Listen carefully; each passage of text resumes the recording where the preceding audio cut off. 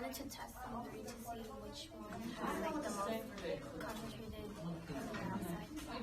Okay, so you chose apple juice, Sprite, I believe, and then also coffee, because you actually noticed that these are at different levels on the pH scale. So, of these three, though, which one do you think is the most acidic?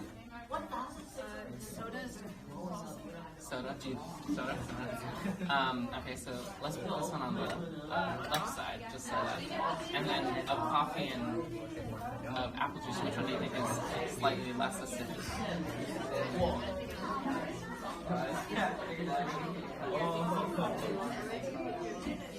So coffee is slightly less acidic, so this would be kind of the middle ground? Okay. Now, obviously, looking at this balloon, you can tell this one's filled with the most carbon dioxide, right? But why do you think that the Sprite then has a little bit of carbon dioxide?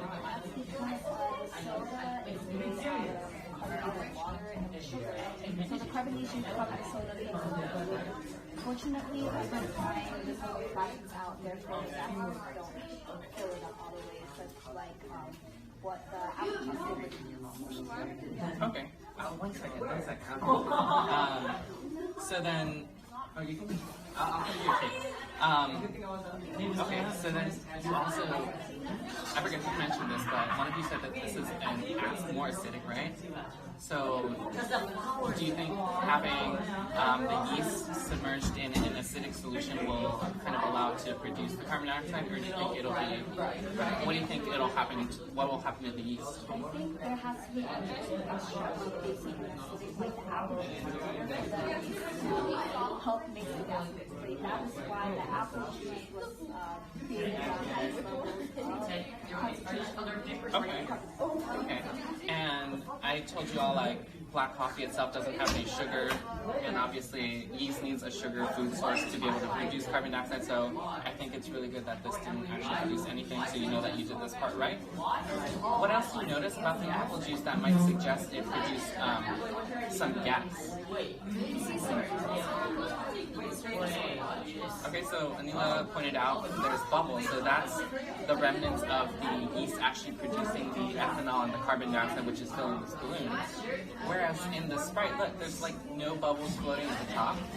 So that is confirming Yona's, your suggestion that the carbonation is actually coming directly from the soda. So there's this like optical illusion of sorts that this is inflating, but it's not because of the yeast, but because of the soda itself. Does that make sense? Alright, so these are like some of the things you can talk about in your conclusion and your results. I have a quick thing. These ladies pointed out something super cool that you might go back to your lab tables and check it out. But the apple juice, if you chose to test the apple juice, you'll notice these ladies pointed out that bubbles are forming at the top, which is suggesting that these apple juice flasks are the ones producing carbon dioxide. Whereas the Sprite, for example, none of them should have any bubbles. They shouldn't really be fully inflated. And we were talking over here about how, who here knows, like, is Sprite an acid or a base? Acid, right? If you dump a ton of cells into acid, they're not going to do the things that they need to do because it's not a super good environment for them to live in. And so, who has an idea then why are these puffing up even if the yeast isn't creating carbon dioxide? There's still carbon dioxide